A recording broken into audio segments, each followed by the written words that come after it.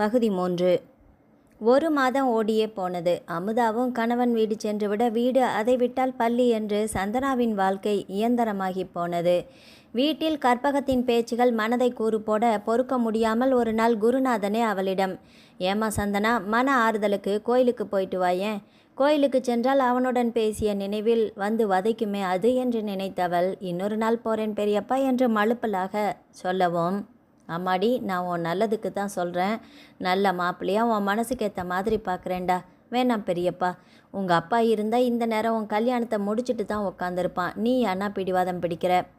அப்போதும் மௌனமாக அமர்ந்தவள் பின் கலங்கிய கண்களுடன், நான் இங்கே இருக்கிறது சிரமமாக இருந்தா என்று முடிக்கும் முன்பே பதறியவர், வேணாம் தாயி, நீ உன் இஷ்டப்படி இங்கேயே இருடா என்று தம்பி மகளை தோளில் சாத்து கொண்டார்.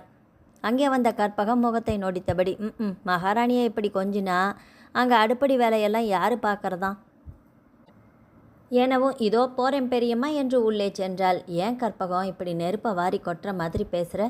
அமுதாவும் அவளும் ஒரே மாதிரி தானே என்று குருநாதன் சொல்ல, என்ன சொன்னீங்க? அமுதாவும் இவளும் ஒன்று தானே? என் பொண்ணு யார், இவ யார்? இவளோட துஷ்ட ராசியால் தானே அப்பா ஆத்தால முழுங்கிட்டா. ச, திருந்தாத ஜென்மம் என்று துண்டை உதறி தோளில் போட்டவர் நேரே வாஞ்சிநாதனை பார்க்க சென்றார். தம்பி, சந்தனா கிட்ட பேசுனீங்களா? பேசினேன் மாமா, அவள் ஒத்துக்கவே இல்லை. மாப்பிள்ளை சாமதான பேத தண்டன்னு சொல்லுவாங்க இல்லையா? சின்ன முருவலுடன் சொல்ல, எப்படி மாமா, சினிமாவில் காட்டுற மாதிரி கட்டாயத்தாலி கட்ட சொல்கிறீங்களா? வேற என்ன பண்ணலாம் மாப்பிள்ளை? தேவை கொஞ்சம் பொறுமை தான் மாமா. என் தங்கச்சி கல்யாண ஏற்பாடெல்லாம் நடக்குது, அதெல்லாம் முடிஞ்சது நானே ஏதாவது வழி பண்ணுறேன் என்றவன் திடுமென்று நினைத்தவனாக அவரிடம் ஒரு யோசனை சொன்னான். அன்று ஞாயிற்றுக்கிழமை தன் சிநேகிதி சோபனாவிற்கு பிறந்தநாள் பரிசாக புடவை கொடுக்கலாம் என்று குருநாதனுடன் வந்தாள். நாடக பைத்தியமான கற்பகம் அவளுடன் வராததால் பெரியப்பாவுடன் மூராசன்ஸ் வந்தவள் புடவை கடையை ஒரு புரட்டு புரட்டினாள். அந்த கிரேப் சில்க் எடுங்க என்று அவள் ஸ்ட்ராபெரி நிற புடவையை காட்டவும் பட்டுப்புடவைக்குள் குவிந்த இடத்தில் கேட்ட இரு குரல்கள் அவளின் கவனத்தை கலைத்தன. என்ன வாஞ்சி மாமா, என் கலருக்கு எதுவுமே மேட்ச் ஆக மாட்டேங்குதே என்று சினுங்களான பெண் குரல் கேட்க, நல்லா பாரு ப்ரோ, கண்டிப்பாக உனக்கு பொருந்தும் என்று சிரித்தபடி பேசி கொண்டிருந்தது சாட்சாத் வாஞ்சிநாதனே தான். கேட்டுக்கொண்டிருந்த சந்தனாவிற்கு தலையில் கொல்லிக்கட்டிய வைத்தது போன்ற எரிச்சல். ஓஹோ, பாரதியை தான் செல்லமாக ப்ரூன்னு கூப்பிடுறானோ கருப்பேன். ஏன் சன்ரைஸ் சக்கரா டீ தூள்னு கூப்பிட வேண்டியது தானே என்று மனதிற்குள் திட்டி தீர்த்தாள். யதார்த்தமாக திரும்பி பார்த்த வாஞ்சிநாதன் சந்தனாவை பார்த்ததும் சட்டென்று முகம் திருப்பி கொண்டான். அவனின் பாராமுகமே மனதை காயப்படுத்த, கருப்பனுக்கு அந்த பொண்ணு பக்கத்தில் இருக்கும்போது உலகமே மறந்து போச்சு போல, நம்மையெல்லாம் பார்க்க பிடிக்குமா என்று மருகினாள். ஆனால் வாஞ்சியோ பாரதியிடம் கிசுகிசுப்பாக, பாரதி, நான் சொன்னேன் இல்லையா, சந்தனா ஆவதான் எனவும், மாமா சூப்பராக இருக்கிறாங்க, ஆனால் பார்வையிலேயே பஸ்மமாக்கிடுவாங்க போல, சி லுக்ஸ் வெரி பொசசிவ், ஆனால் அம்மனிக்கு ஒத்துக்க மனமில்லை என்றவன், இப்போ பாரு வேடிக்கையே, என் கூட பேசாம வா என்றவன் சந்தனாவை நோக்கி வந்தான். அதுவரை அவளையே புருவம் நேர்த்திபடி பார்த்து கொண்டிருந்த சந்தனா திடுக்கிட்டவளாக திரும்பி அவசரமாக புடவையை ஆராய அவளை தாண்டி சென்றவன் குருநாதனிடம் கை குலுக்கினான். ஹலோ சார், உங்களை இப்போ பாப்பன்னு நினைக்கல. நல்லா இருக்கீங்களா தம்பி? சந்தனா இது என்பதற்குள் சந்தனாவை ஸ்கூல் விழாவில் பார்த்திருக்கிறேன் சார் என்றான். என்னவோ ஏமாற்றமாக இருந்தது சந்தனாவுக்கு. அவனின் பாராமுகம் மனதை கிழிப்பதாக. அதற்குள் பாரதி அவளை பார்த்து, ஹாய், நான் பாரதி, ஜென்டில்மேன்கள் பேசட்டும் என்று கூட கொஞ்சம் புடவை செலக்ட் பண்ணுங்களேன் ப்ளீஸ் என் கூட வந்து எனவும் வேறு வழி இல்லாமல் சென்றாள். சேலை கிராண்டாக காட்டுங்க என்று கடை சிப்பந்தியிடம் சொன்னவள், வாஞ்சி மாமா வீட்டு கல்யாணம், நான் தான் ஹைலைட்டு, அதனால் சூப்பராக செலக்ட் பண்ணுங்க சந்தனா என்று சக்தி வாய்ந்த மின்சாரம் தாக்கியது போல திகைத்து போனாள் சந்தனாவும். சற்றே ஆறாமரை யோசிக்கும் மனநிலையில் இருந்திருந்தால் வாஞ்சி வீட்டு கல்யாணம் தானே, வாஞ்சிக்கே இல்லையே என்று நிதானமாக யோசித்திருப்பாள். ஆனால் பெண் புத்தி என்பது போல ஆராயாமல் வாஞ்சிக்கும் பாரதிக்கும் தான் திருமணம் போல என்று அவசரப்பட்டு முடிவு செய்து கொண்டாள். அவளின் வெளிரிய முகமே பாரதிக்கு 1000 கதைகளை சொல்ல தனக்குள் சிரித்து கொண்டாள். ஆகாய நீல வண்ணத்தில் அடர்த்தியான பிங்க் பார்டர் போட்ட புடவையை தேர்ந்தெடுக்கவும், மாமா சந்தனா செலக்ஷன் சூப்பர் என்றாள் பாரதி. ஏதோ ஒரு புடவையை சோஃபனாவுக்கு பேக் பண்ண சொன்னவள் குருநாதனிடம், போகலாம் பெரியப்பா என்றாள். ப்ளீஸ் சந்தனா, புடவையை சூப்பராக செலக்ட் பண்ணிட்டீங்க, அப்படியே நகையை செலக்ட் பண்ணி கொடுத்துட்டிங்கன்னா நல்லது, எனக்காக சந்தனா என்று பாரதி கெஞ்சலான குரலில் கேட்க, சந்தனாவோ குருநாதனை தவிப்புடன் பார்க்க, முதலாக நல்ல விஷயத்துக்கு கூப்பிடும்போது தடங்களாக எதுவும் சொல்லக்கூடாதுமா, மறுக்காமல் போகணும். சந்தனா வா, போயிட்டு வந்துடலாம் என்று குருநாதன் சொல்லவும் மறுக்க முடியவில்லை அவளால். தவிர தன் மனம் கொள்ளை கொண்டவனை இன்று மட்டும் கண்ணிலும் கருத்திலும் நிறைத்து கொள்வோமே என்ற ஆசையும் கூட. முன்னிருக்கையில் குருநாதனுடன் காரை லாவகமாக ஓட்டிக்கொண்டு சுவாரஸ்யமாக பேசிக்கொண்டு வாஞ்சிநாதன் இருக்க பாரதியுடன் பெயருக்கு ஏதோ பேசியபடியே வந்தாள் சந்தனா. நகைக்கடையில் முத்துக்களும் பவளமும் பதித்த புதிய நெக்லஸை பாரதிக்கு தேர்வு செய்தாள். தோதாக அதே போல கம்மலும் மோதிரமும் இணையாக இருக்க, இந்த நகை செட் உனக்கு பொருத்தமாக இருக்கும் பாரதி, சந்தனா சொன்னால் சரியாத்தான் இருக்கும் என்றவள் வாஞ்சிநாதனிடம் திரும்பி, மாமா, சந்தனாவோட செலெக்ஷன் சூப்பர் இல்லை எனவும் எதேச்சியாக அவனை நிமிர்ந்து பார்த்த சந்தனாவை அவன் பார்வையில் இருந்து ஏதோ ஒன்று திணறச் செய்தது. என்ன இது, கட்டிக்க போறவளை வச்சுக்கிட்டு என்ன வெறிச்சு பார்க்குறாரு என்று விதிர்ப்புடன் நினைத்தாலுமே அடிமனம் அவனின் பனி பார்வையை மிகவும் விரும்பியது. அதன் பிறகு வாஞ்சிநாதனின் வற்புறுத்தலால் செட்டிநாடு ஓட்டலில் இரவு உணவை முடித்துவிட்டு அவர்களிடமிருந்து விடை பெற்றனர். சார், வீடு வரை கொண்டு வந்து விடுறேனே. இல்லைங்க தம்பி, நடந்தே போகிறோம் என்று குருதான் மறுத்தார். வரேன் தம்பி, வரேம்மா என்று சொல்லவும் சந்தனா பாரதியிடம் வர்றேன் பாரதி என்றவள் பின் தயக்கத்துடன் வாஞ்சிநாதனை பார்த்து வர்றேங்க என்றாள். சரிங்க என்று அவன் பதிலுக்கு சொல்லவும் இதழோரம் இளமுறுவல் பூத்தது அவளிடம். ஐயா கல்யாணத்துக்கு நீங்கள் கண்டிப்பாக வரணும் என்று வாஞ்சிநாதன் சொல்லவும், மறப்பேனா தம்பி, நம்ம வீட்டு கல்யாணத்துக்கு வராமல் இருப்பேனா என்று குருநாதனும் உற்சாகமாக சொல்லவும் 1000 தேள்கள் கொட்டியது போல துடித்து போனவள் சட்டென்று வாஞ்சிநாதனை பார்க்க அவளின் முகத்தில் ஏற்படும் கலவையான மாற்றங்களைக் கண்டு மகிழ்ந்து போனான் வாஞ்சிநாதன். நடைப்பினம் போல சென்றவளுக்கு மற்றொரு அதிர்ச்சி சுனாமியாக சுழட்டி அடித்தது. அவளின் மனதை வேதனைப்படுத்தி சுக்கு நூறாக்கியது. மௌனமே மௌனமாக ஆட்சி புரிய குருநாதனுடன் நடந்து வந்தாள் சந்தனா. இவரிடம் வாஞ்சிநாதனை பற்றி கேட்கலாமா என்று ஒரு மனம் துடிக்க மற்றொரு மனமோ, சேச்சே சந்தனா, அவசரப்படாத, பெரியப்பாவுக்கு அவனை தெரியும், அவனை பற்றி கேட்டால் என்ன நினைப்பாரு என்று அதட்டியது.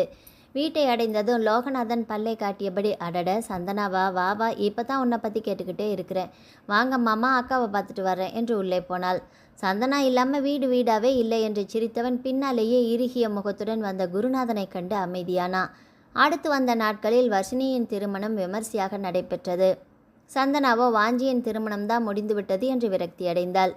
திருமணத்தின் போது வர்ஷினி வாஞ்சியிடம் கேட்டாள், அண்ணா, அண்ணி இந்த கல்யாணத்துக்கு வரவே இல்லையே.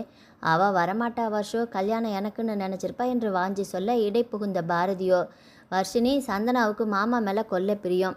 அன்னைக்கு புடவை கடையில் எங்களை பார்த்ததும் சந்திரமுகி ஜோதிகா கணக்காக பார்வையாலேயே எரிக்க ஆரம்பிச்சிட்டாங்க தெரியுமா. அப்பப்பா, அப்போவே அவள் 100% காதல்னு அவளுதுன்னு புரிஞ்சுக்கிட்டேன். ஒத்துக்கத்தான் சந்தனாவுக்கு மனசில்லை. கடவுள் அருளால் எல்லாமே நல்லபடியாக நடக்கணும் என்று வர்ஷினி சொல்ல, பாட்டியம்மா சொல்லிட்டாங்க, கேட்டுக்கோங்க என்று வாஞ்சிநாதன் சொல்ல அங்கே அலையலையாக சிரிப்பு பரவியது. வர்ஷினியும் அவள் கணவனும் ஏற்காடு செல்ல, வாஞ்சிநாதன் அலுவலகம் செல்ல சந்தனாவின் நிலையோ தவிப்பாக இருந்தது. நொறுங்கிய மனதுடன் பள்ளிக்கு சென்றவளிடம் எதிர்ப்பட்ட தலைமை ஆசிரியை மோகனா பரிவுடன், என்ன சந்தனா, உடம்பு சரியில்லையா, வாடிப்போன பூ போல இருக்கிற, லேசாக தலைவலிக்குது மேம். அப்போ வீட்டிலேயே ரெஸ்ட் எடுக்க வேண்டியது தானே. விடுமுறை எடுத்திருப்பாள் தான், ஆனால் வீட்டில் இருந்தால் எப்பொழுதுமே லோகநாதன் அவளிடம் காரணமே இல்லாமல் தொணத்து கொண்டிருந்தானே, அதனாலேயே பள்ளிக்கு செல்லலாம் என்று வந்தவளிடம் மோகனா உற்சாகமான குரலில், சந்தனா, நம்ம வாஞ்சிநாதன் வீட்டு கல்யாணத்துக்கு போனேன்னா ஆச்சரியம் என்னன்னா, வாஞ்சியோட அம்மா காலேஜில் என்னோட சீனியர். ரொம்ப சந்தோஷமாக இருந்துச்சு. என்னை விடவே இல்லை, ரொம்ப நெருக்கமாக ஆயிட்டோம். கல்யாணம் நல்லபடியாக நடந்ததா மேடம்? பொண்ணு எப்படி? வாவ், பொண்ணே இல்லைம்மா, அவள் தேவலோகத்து ஊர்வசி, ரொம்ப கணக்காக அவ்வளவு அழகை விட குணத்தில் அப்படியே தங்கம். சொல்ல மறந்துட்டேனே, திருமணத்துக்கு வந்த எல்லாருக்குமே மரக்கன்றுகள் கொடுத்தாங்க. Just an excellent idea. எல்லாமே வாஞ்சியின் ஐடியாவா என்றார் மோகனா பெருமையுடன். யாரை பற்றி நினைக்கக்கூடாது என்று நினைத்தாலோ அவனை பற்றியே பேசவும் தடுமாறி போனாள். அடுத்து வந்த நாட்கள் இயந்திரமாக செல்ல அமுதாவை விட்டு சென்ற லோகநாதன் மீண்டும் வந்தான்.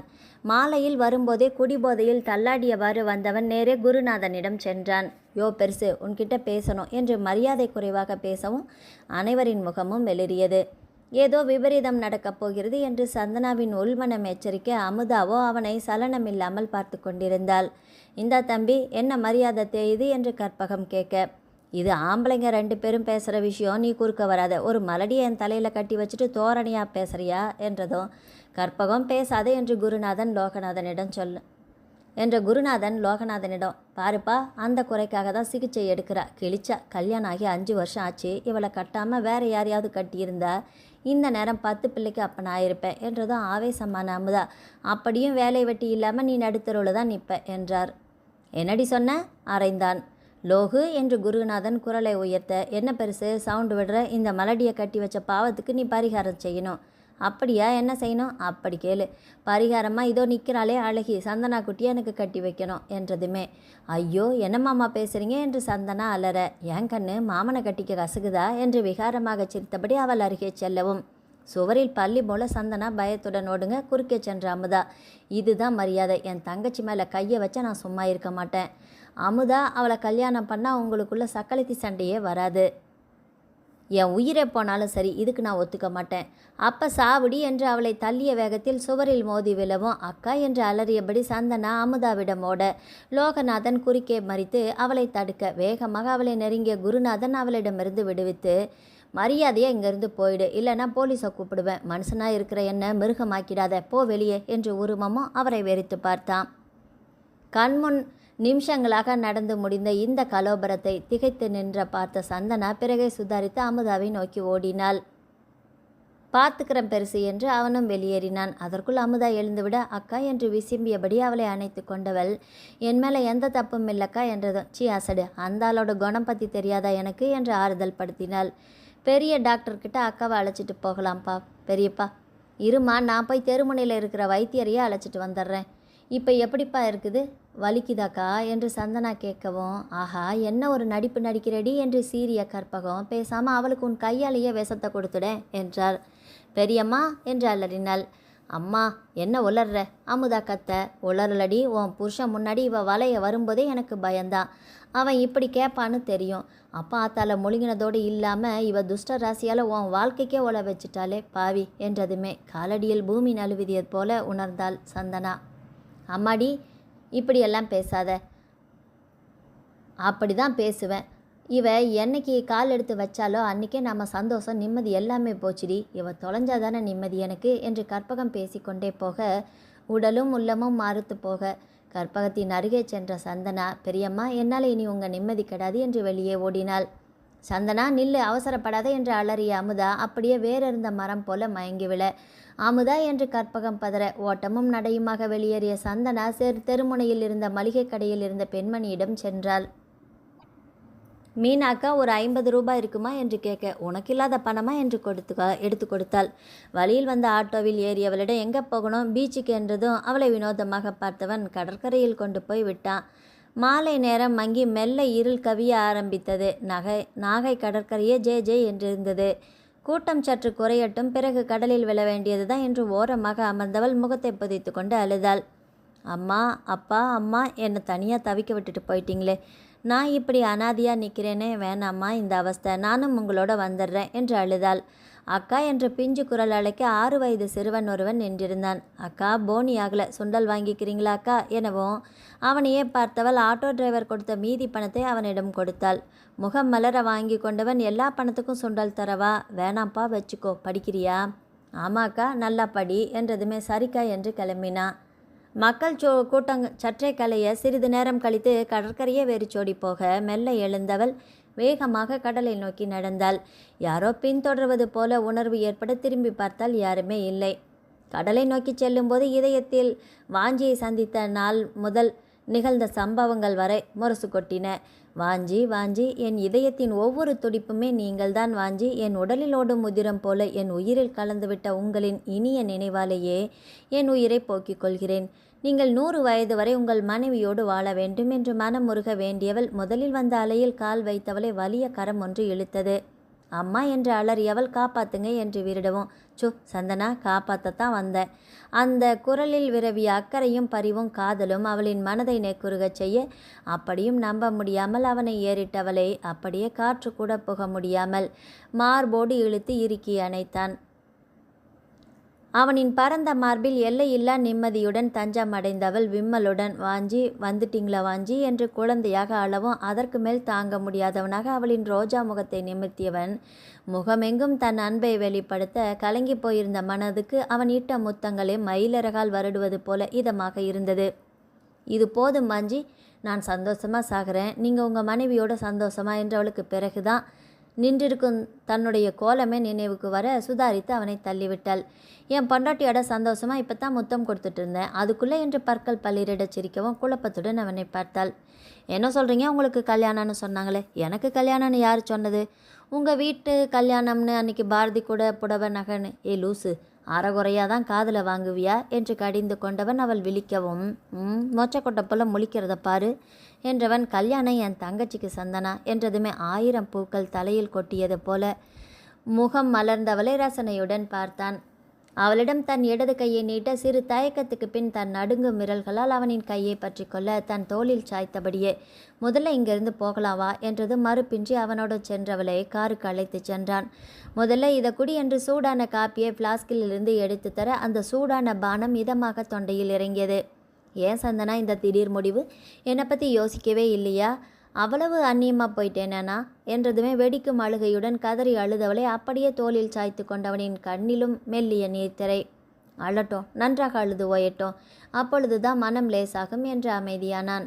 அழுது ஓய்ந்ததும் கண்கள் சிவக்க அவனை பார்த்தவளை கேலியான குரலில், அழுமூஞ்சி அஞ்சலை கண்ணை தொடச்சிக்கோ என்று கைக்குட்டியை நீட்டவும் துடைத்து கொண்டாள். சந்தனா, என்ன பாரேன்.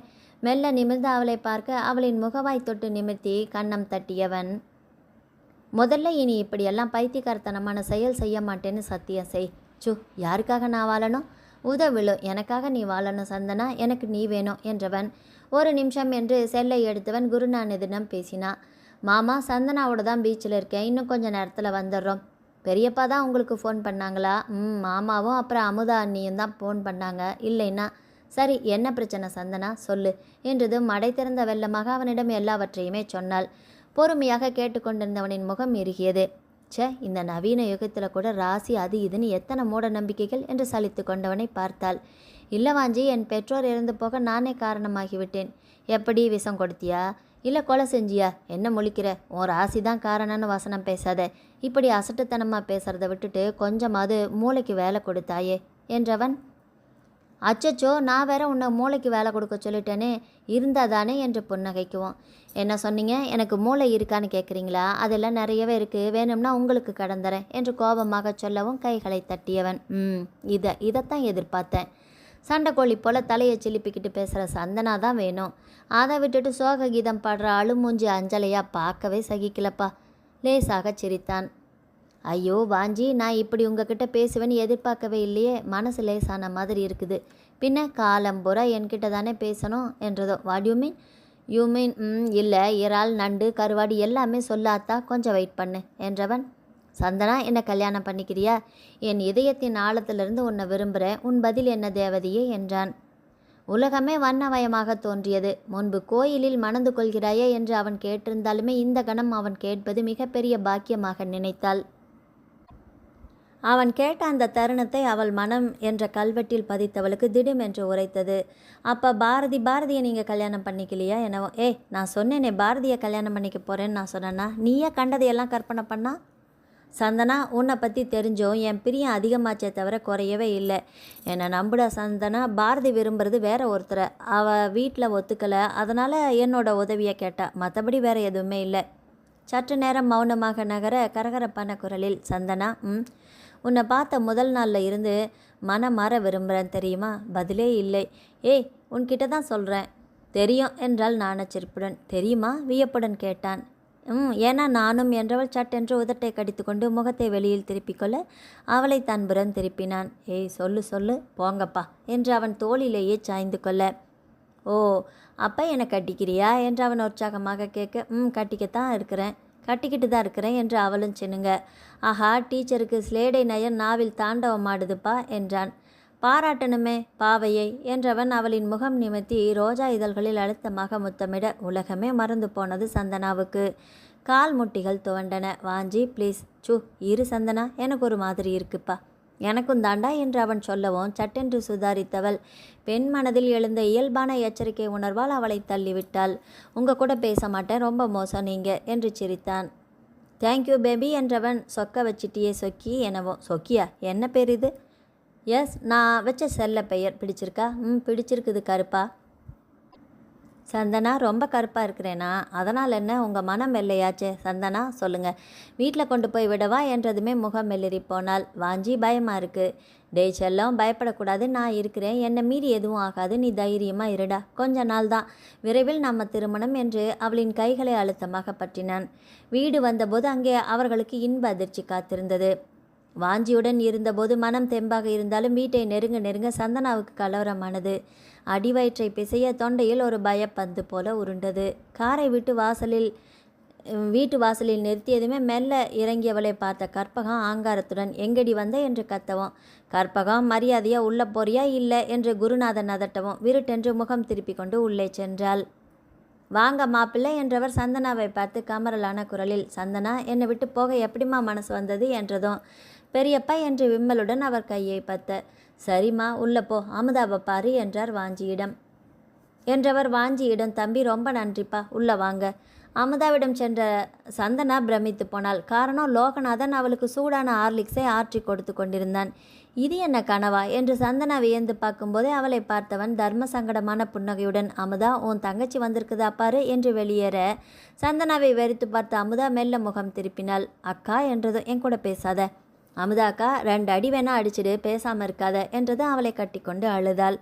மெதுவாக, சந்தனா ரொம்ப பயந்துட்டேன், ஆனால் உடனே உன் நாளுக்கு ஃபோன் பண்ணேன். அது சரிக்கா, மாமா அப்படியே தலைகீழ மாறிட்டாரு, எப்படி? நீ போனதும் நான் மயங்கி விழ அப்பா வைத்தியரை அழைச்சிட்டு வந்தார். அவர் தான் நாடி பிடிச்சு பார்த்தாரு, அம்மா ஆக போகிறேங்கிற நல்ல விஷயத்த சொன்னார். ஐயோ அமுதாக்கா, ரொம்ப சந்தோஷமாக இருக்குதே, நான் சித்தியாக போகிறேனா குதூகலித்தவளை. எல்லாமே உன் முயற்சி தான் சந்தனா.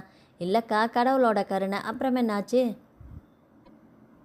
அம்மாவுக்கும் அப்பாவுக்கும் சந்தோஷம். அதே நேரம் இவரும் வர செய்தி தெரிஞ்சது ரொம்ப சந்தோஷம் அவருக்கும். ஆனால் அப்பா சும்மா இல்லை, அம்மாவையும் அவரையும் வார்த்தையாலேயே விளாச ஆரம்பிச்சிட்டாரு. தலை தொங்கி போச்சு 2 பேருக்குமே. அப்படி ஒரு மிரட்டலான பேச்சு. தவிர அம்மாவுக்கே திகிலாயிடுச்சு. எங்கே உனக்கு ஏதாவது ஒன்று ஆயிட்டா காலத்துக்குமே பழி நம்ம மேலே வருமேன்னு பயந்துட்டாங்க. தெய்வமே, அம்மா நீலாயுதாட்சி, அம்மா சோதனை மேலே சோதனை கொடுத்து கடைசியில் ஒட்டுமொத்தமாக சந்தோஷத்தை மட்டும் தந்துட்ட தாயே என்று மனதில் நன்றி சொன்னாள். அதே நேரம் மறைக்கதவை தட்டிய வாஞ்சிநாதன் அமுதாவிடம், இப்போ உடம்பு பரவாயில்லைங்களா எனவோ அவனை பார்த்த அமுதா நெகிழ்ந்த குரலில், சந்தனா கொடுத்து வச்சவ, இல்லைங்க நான் தான் அதிர்ஷ்டசாலி என்றான். சந்தனா, என்னோட வா, நீங்கள் கொஞ்சம் அம்மாவை அழைச்சிட்டு ஹாலுக்கு வாங்க, கொஞ்சம் பேசணும் என்றான். ஹாலில் கற்பகம், குருநாதன், லோகநாதன், அமுதா, சந்தனா அனைவரும் கூடியிருக்க மெல்ல தொண்டையை செனுமி கொண்டவன், சந்தனாவை கல்யாணம் செஞ்சுக்க விரும்புகிறேன், அதுக்கு உங்கள் எல்லோரோட சம்மதமும் வேணும் என்று முடிக்கும் முன்பே கற்பகம், யோசிச்சு சொல்கிறோம் என்றால் விருட்டென்று. அடுத்து வாஞ்சி பேசுமுன், இதில் யோசிக்க ஒன்றுமே இல்லையே, எங்கள் எல்லாருக்குமே சம்மதம் என்று குருநாதன் சொல்லவும் ஆமாம் என்று அமுதாவும் லோகநாதனும் ஆமோதித்தனர். மேலே எதுவும் பேச முடியவில்லை கற்பகத்தால். ஆனால் வீம்பாக, மாப்பிள்ளை எங்கே வேலை பார்க்குறாரு என்று எல்லலாக கேட்கவும், அவரே நிறைய பேருக்கு வேலை தர கம்பெனி வச்சிருக்கிறாரு, மீன்களை பதப்படுத்துகிற தொழில் என்று குருநாதன் சொல்ல கற்பகத்தின் கண்கள் விரிந்தன. கூடவே மனதில் பொறாமை தீயாக தகித்தது. அனாதைக்கு வந்த வாழ்வப்பாரு என்று மனதுக்குள் கருவியவள், அடேங்கப்பா, கம்பெனி வச்சிருந்தா பெரிய லாபம் இல்லை கிடைக்கும் என்று நரித்தனமாக யோசித்தது.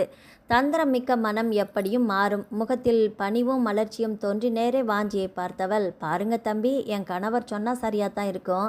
எங்கள் சந்தனாவோட ராசி தான் நீங்கள் மாப்பிள்ளையாக வர்றது. நல்ல நாள் பார்த்து உங்கள் வீட்டு பெரியவங்களை முறைப்படி வந்து பொண்ணு கேட்க சொல்லுங்க என்றதுமே வாஞ்சிநாதை தவிர அனைவரின் முகமும் மலர்ந்து போனது. எதிர்பாராத மகிழ்ச்சியில் சந்தனா திளைக்க வாஞ்சியின் விழிகளில் கற்பகத்தின் மீது கூர்மையாக படிந்தது. இந்த அம்மாளின் முகத்தில் இயல்பான மகிழ்வு தெரியவில்லையே, ஏதோ கல்மிஷம் தெரிகிறது. புலி பதுங்குவது பாய்வதற்கு போல. எதற்குமே நாம எச்சரிக்கையாகவே இருப்போம் என்று நினைத்து கொண்டான். பிறகு தன் வீடு சென்றவன் பெற்றோரிடம் மெதுவாக விஷயத்தை சொல்ல கேட்ட சுந்தரியோ நெகிழ்ந்து போனாள். வாஞ்சி, சரியான கல்லூலி மங்கண்டானி என்றவள், என்னங்க பார்க்க பூனையாட்டம் இருந்தால இவன் ஒரு பொண்ணை விரும்பி இருக்கிறான் பாருங்க எனவும், என்னைக்கு இவன் ஷூ கழட்டாமல் வீட்டுக்குள்ளே வந்தானா அன்றைக்கே நான் இப்படி ஒரு மேட்ரு நடக்கும்னு புரிஞ்சுக்கிட்டேன் என்று பக்தவச்சலம் சொல்ல, ஆமாங்க, இவன் காக்கா குருவிகளுக்கு எல்லாமே குட் மார்னிங் சொன்னப்பவும் நானும் யோசிச்சிருக்கணும் என்று தன் பங்குக்கு சுந்தரி சொல்ல, அப்பா ரொம்ப டீஸ் பண்ணாதீங்க, அம்மா பொண்ணு என்ன மாதிரி இல்லைம்மா, ரொம்ப அழகாகவே இருப்பா. ஏண்டா தம்பி, உனக்கு என்ன குறைச்சல் என்றவள், வாஞ்சி, என் மருமக கஷ்டப்பட்டதெல்லாம் போதும், இனி வாழ்க்கையில் உன்னால் சந்தோஷமும் நிம்மதியும் மட்டுமே இருக்கணும். அதன் பிறகு எல்லாமே விரைவாக நடந்தன. வர்ஷினியும் அவள் கணவனும் வந்ததும் ஒரு நல்ல நாளில் பெண் பார்க்கும் வைபவம் நடந்து நிச்சயதார்த்தத்தும் திருமணத்திற்கு முதல் நாள் வைத்து கொள்ளலாம் என்றும் முடிவு செய்தனர். தேவதை போல அழகான பீச் கலரில் நல்கி வேலைப்பாடு செய்த புடவையை அணிந்து கொண்டிருந்தவளை பார்த்து மெய் மறந்தான் வாஞ்சிநாதன். நெருங்க கட்டிய சந்தன முல்லை பூவை சுந்தரி சந்தனாவின் தலையில் சுடவும் சந்தனாவின் உடல் குலுங்கியது. கடவுளே, இப்படி ஒரு நிகழ்வு என் வாழ்வில் வரும் என்று எதிர்பார்க்கவே இல்லையே என்று நினைத்தவளின் விழிகள் நீர்க்கோலமிட அவளை அணைத்து கொண்டாள் சுந்தரி. அம்மாடி அழுதது எல்லாம் போதும்டா, முதல்ல அப்பா அம்மா ஃபோட்டோ முன்னாடி விழுந்து கும்பிடு என்றாள். ஒரு வாரம் ஓடியது. சந்தனாவின் திருமண விஷயம் கேள்விப்பட்டு மகிழ்ந்த மோகனா, சந்தனா ரொம்ப சந்தோஷமா என்றவர். அடுத்த வருஷம் சேரிட்டி டேவுக்கு தம்பதி சம்மோதரா வந்து கலந்துக்கணும். தினம் காலையிலும் மாலையிலும் வாஞ்சிநாதன் அவளிடம் சிறிது நேரம் பேசிவிடுவான். சமயத்தில் ஓரிரு முறை காலையில் நேர வீட்டுக்கு வந்து அவளை காரில் அழைத்து சென்று பள்ளியில் விட்டுவிட்டு கம்பெனிக்கு செல்வான். எப்பொழுது அவளை பார்க்க வந்தாலுமே கையில் பூ இல்லாமல் வரமாட்டான். வாஞ்சி எதுக்கு பூ எல்லாம்? நீ சொல்கிறதும் சரிதான், பூந்தோட்டத்துக்கே பூ வாங்கிட்டு வர்றது தப்பு தானே என்றதும் கலகலவென்று சிரிப்பாள். தோடா கவிஞர் கவிதை சொல்கிறாரு. ஏய், ஏஞ்சல் மாதிரி அழகாக தேவதை பொண்ணு இருக்கும்போது அதுவும் பேசிக்கிட்டே பிரயாணம் செய்கிறது சுகமாகத்தானே இருக்குது. நிஜந்தான், அவனுடன் பேசிக்கொண்டே ஸ்வீட் நத்திங்ஸ் என்பார்களே, அதுபோல் சிரித்து மகிழ்வது மனதுக்கு இதமாக இருக்கும். பள்ளி வருவது கூட தெரியாமல் இருப்பாள். ஏ சொக்கி, கஷ்டப்பட்டு காரில் கொண்டு வந்து விடுறேனே, எதுவுமே இல்லையா என்பான் கிறக்கமான குரலில். டிரைவர் மீட்டருக்கு மேலே எவ்வளோ வேணும் என்பால் அமர்த்தலாக. நேரந்தாண்டி கார் ஓட்டி உடம்பே வலிக்குது தெரியுமா? ஓட்டுற உங்களுக்கே உடம்பு வலிக்குதுன்னா உங்கள் டிரைவிங்கை நம்பி உக்காந்துட்டு வரேனே, எனக்கு எப்படி இருக்கும் என்பால் கேலியாக. எருமை, தூங்குறவளை எழுப்பிடலாம், தூங்குற மாதிரி நடிக்கிறவங்களே எழுப்பவே முடியாதுப்பா. சரியான கல்லூலி மங்கி. அவனின் உள்நோக்கம் புரிந்தாலுமே வந்து தேங்க்ஸ் வாஞ்சி என்றாள். போதாது, வேற என்ன? சொக்கி போகிற மாதிரி ஒரு முத்தம் கூட சொக்கி என்றதுமே முகம் சிவந்தாள். கருப்பா, என்ன இது விகாரமான பேச்சு என்றாலுமே உள் மனம் ஏங்கும். இருடி, கல்யாணம் ஆனதும் மொத்தமாக வசூல் பண்ணுற, என் கூட பேசாத என்று கிளம்பி போவான். அடுத்த 10 நிமிடத்தில் ஃபோன் செய்வான். சந்தனா கோபமா, ஏண்டா பேசல என்பான் கனிவாக. நீங்கள் தான் பேசாதன்னு சொன்னீங்களே, அதுதான் என்று சொல்லும்போதே குரல் தழுதலுக்கும். ஏய், சும்மா டீஸ் பண்ண செல்லம் என்பான் சமாதானமாக. Vanchi I love you very much என்றதும் யாஹூ என்றவன் ஐயோ சந்தனா என்று அலறவும். என்னாச்சு? நீ ஐ லவ் யூ சொன்ன உடனே எனக்கு திடீர்னு ரக்கம் அடிச்சு அப்படியே வானத்தில் பறக்கிறேன் தெரியுமா என்று சிரிக்கவும் மனம் லேசாகும். அடுத்த நாள் அவனிடம், வாஞ்சி, கல்யாணம் முடிஞ்சது நான் வேலைக்கு போகவா வேணாமா? ஏய் சொக்கி, யாருக்காகவும் மாறாத, நீயாவே இருடா, உன் விருப்பம்தான். வேலைக்கு போகிறதா இருந்தால் போய், இல்லைன்னா என் கம்பெனியில் என் கூட வந்து உதவியாயிரு. Choice is your. யார்? நான் உங்கள் கூட கம்பெனியில் உருப்படும். வேறு வேணையே வேணாம்.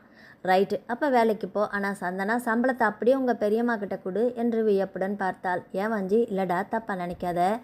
அங்கே வீட்டில் கொஞ்சம் சிரமம் தானே. இத்தனை நாளாக உன் சம்பளம் தெம்பாக இருந்திருக்கும். அதனால் சம்பளத்தை அங்கேயே கொடுத்துடு. உன் நேசம் மட்டுமே மூட்டை மூட்டையாக வந்து சேரணும் எனக்கு. வாஞ்சி, எப்படிப்பா இப்படியெல்லாம் யோசிக்கிறீங்க? என்ன செய்கிறது, உனக்கும் சேர்த்து நான் தானே யோசிக்க வேண்டி இருக்குது எனவும் அவனை கையில் கிள்ளினாள். வாஞ்சிநாதன் அவளிடம் ஒரு விஷயத்தை மறைத்து விட்டான். அவன் மட்டும் அதை சொல்லி இருந்தால் திருமணத்திற்கு பின் வந்த சிக்கலை சுமூகமாக தீர்த்திருக்கலாம். சந்தனாவை பெண் பார்த்து விட்டு சென்ற மறுநாள் கற்பகம் வாஞ்சிநாதனை தேடி வந்தாள். வந்தவளை வரவேற்று உபசரித்தான். சொல்லுங்க, என்ன விஷயம்? எப்படி தம்பி கண்டுபிடிச்சிங்க? மாமாவோட வராமல் தனியாக இருக்கிறீங்கள, வந்திருக்கிறீங்களே, அப்படின்னா யாருக்கும் தெரியாமல் என்கிட்ட ஏதோ பேசணுன்னு தானே? சந்தனாவுக்கு தோஷம் இருக்கிறதால தெரிஞ்ச சாமியார்கிட்ட கேட்டேன். திருமணஞ்சேரி போய் கோயிலில் பரிகாரம் பண்ணணும்னு சொன்னார். சந்தனா ஒத்துக்கிட்டாலா? அவளுக்கு தெரியாத தம்பி, எங்கள் குடும்பத்தில் யாருக்குமே தெரிய வேணாம், அவள் மனசு சங்கடப்படும். அதனால் அப்போ சரி, போய் பரிகாரம் பண்ணிட்டு வாங்க. பணம் தான் கொஞ்சம் இழுபறியாக இருக்குதே என்று நயந்த குரலில் சொல்லவும் 2000 ரூபாய் கொடுத்தான். உங்ககிட்ட சொல்கிறதுக்கு என்ன தம்பி, சந்தனாவோட சம்பாத்தியத்தில் தான் குடும்பமே நடக்குது. அவன் அப்பா இறந்தப்போ கொஞ்சம் பணத்தை பேங்க்கில் போட்டு வச்சுருக்கிறா. அவளுக்கு கல்யாணம் ஆகிட்டா எங்கள் நிலமை கஷ்டம்தான். உங்கள் மாமாவுக்கு பெரிய சம்பாத்தியம் கிடையாது. அமுதா வேற மாசமாக இருக்கிறா. என்ன செய்கிறதுனே புரியல என்று சொல்லவும் எச்சரிக்கை அடைந்தான் வாஞ்சிநாதன். முடிந்தவரை தனிவான குரலில், பாருங்க, சந்தனா அப்பாவோட பணத்தை கையாளுற உரிமை எனக்கு கிடையாது. அவளுக்கு உரிமையான சொத்து அது. அதை எப்படி செலவு செய்யணுமோ அது அவளோட இஷ்டம். நான் தலையிட மாட்டேன். சம்பளம் வாங்கினா அதை அப்படியே உங்களுக்கு தர சொல்கிறேன். தவிர என்ன உதவி வேணும்னாலும் கேளுங்க, நான் உங்கள் பிள்ளை மாதிரி என்று அனுப்பி வைத்தான். அவள் சென்றதும் குருநாதனிடம் பேசினான். தம்பி, என் மனைவின்னு சொல்லலை, நாகப்பாம்பு போல விஷம் அது. இப்போவே அவளை போய் கேட்குறேன். வேணாம் மாமா, யாருக்குமே, குறிப்பாக உங்களுக்கும் தெரிய வேணான்னு தான் சொன்னாங்க. அவளுக்கு அப்போவே சந்தனாவோட சொத்து மேலே தான் குறி. அமுதாவோட புருஷனுக்கு வேலை இல்லையா, அதனால் இப்படி அலம்பலாக நடந்துக்கிறாங்களா? அல்பமா, சேச்சா, என்ன மாமா பேசுகிறீங்க? அத்தை உரிமையோடு என்கிட்ட கேட்டாங்க.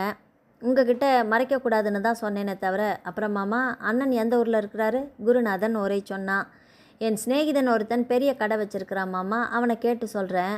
அண்ணனை போய் பார்க்க சொல்லுங்கள். அப்படியே அங்கே பிடிக்கலைன்னா நம்ம கம்பெனிலேயே வேலை பார்க்கட்டும், அமுதா அண்ணியோட சிரமமும் குறையும் இல்லையா? லோகநாதனுக்கு அவன் இருந்த ஊர்லேயே வாஞ்சியின் நண்பன் மூலம் வேலை கிடைத்தது. ஒரு நல்ல முகூர்த்த நாளில் வாஞ்சிநாதன் சந்தனாவின் திருமணம் வெகு விமர்சையாக நடைபெற்றது.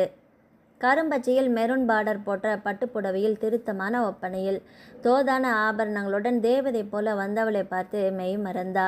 மச்சி போதும்டா வழிஞ்சது, காலத்துக்கும் சிஸ்டரை தான் பார்த்து ரசிக்க போகிற, அங்கே பாரு ஐயா ரொம்ப நேரமாக உன்னை கூப்பிட்றாரு என்று சீண்ட. டே சும்மா இருங்கடா, எனக்கே லேசாக நெவஸாக இருக்குது. பின்ன முதல் கல்யாணம் ஆச்சே என்று ஒருவன் சொல்ல மற்றொருவனோ, டே சரியான லூஸ் அடனி, இவனுக்கு தான் முதல் கல்யாணம், மற்றவன் எல்லாமே 10 கல்யாணமாக பண்ணான் என்றவும் அலையலையாக சிரிப்பு பரவியது. லேசான பதட்டத்துடன் வந்து அமர்ந்த சந்தனாவை பார்த்த வாஞ்சியின் நண்பர்கள், சிஸ்டர் எங்கள் கண்ணாலேயே உங்ககிட்ட ஒப்படைக்கிறோம், எங்கள் கண்ணையே உங்ககிட்ட ஒப்படைக்கிறோம், அதில் இருந்து என்று இழுக்கவும் புரியாமல் சந்தனா பார்க்க, அதில் இருந்து ஆனந்த கண்ணீர் வரக்கூடாது, இரத்த கண்ணீர் தான் வரணும் என்றதுமே சட்டென்று சிரித்து விட்டாள். அவளின் சங்கு கழுத்தில் மங்கள நாணை போட்டினா வாஞ்சிநாதன்.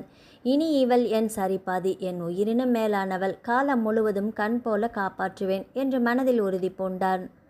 சம்சார சாகரத்தில் விழுந்த வாஞ்சிக்கு ஒரு ஓ போடுங்க என்று நண்பர் பட்டாலும் உற்சாகமாக கூச்சலிட்டது. பேசா கல்யாணம் நடத்தின ஐயருக்கு ஒரு ஓ போடுங்க என்று எனவும் மறுபடியும் கூச்சல், உற்சாக கூச்சல்.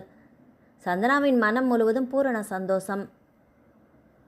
தொடர்ந்து நடந்த விளையாட்டுகளில் வாஞ்சிநாதனே ஜெயிச்சான். ஹே ஏஞ்சல், ஏண்டா மனசு நிறைஞ்சு போச்சு வாஞ்சி, நம்ம 2 பேரில் யார் ஜெயிச்சா என்ன எனவும், வாரே வா வாஞ்சியின் வஞ்சி அழகாக பேசுகிறாளே என்று ஆர்ப்பரிக்கவும் வெட்கத்தில் முகம் சிவந்தாள். எல்லா சம்பிரதாயங்களும் முடிந்து சந்தனாவின் வீடு சென்று பால் பழம் சாப்பிட்டு கோயிலுக்கும் சென்றனர். மனமுருக நீலாயுதாட்சியை வேண்டினாள்.